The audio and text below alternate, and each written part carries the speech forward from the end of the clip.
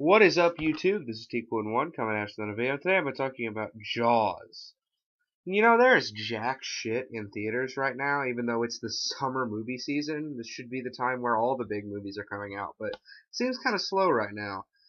So I got to thinking, and Jaws is pretty much the summer movie.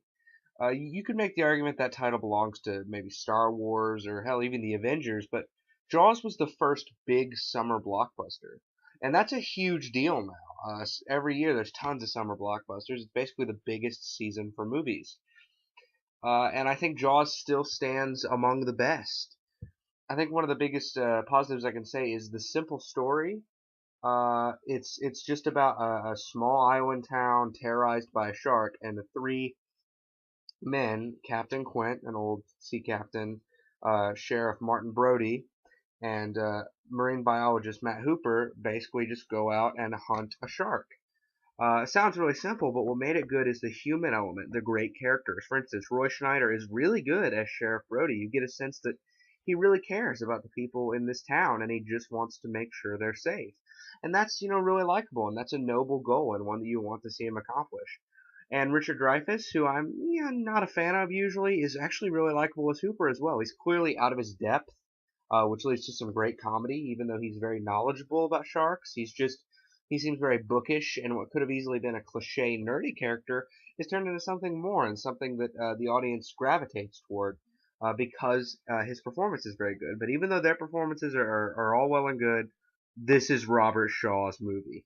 He steals every scene he's in. Every time he's on screen, the movie vaults up. And it's usually pretty damn good, but he just makes this movie. Um, he has one of the best character introductions ever, like bar none. And I really like his backstory. You really understand why he wants to kill the shark so much.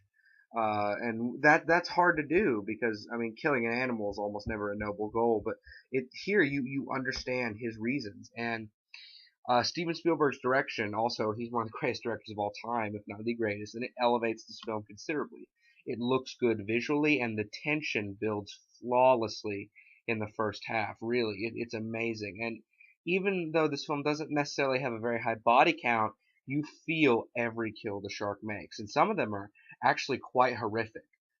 And John Williams' score, I mean, I'm gonna be honest, I think his score for this movie is a little overrated. It's not one of his better ones, but it's still John Williams, and any John Williams score is gonna be pretty damn cool.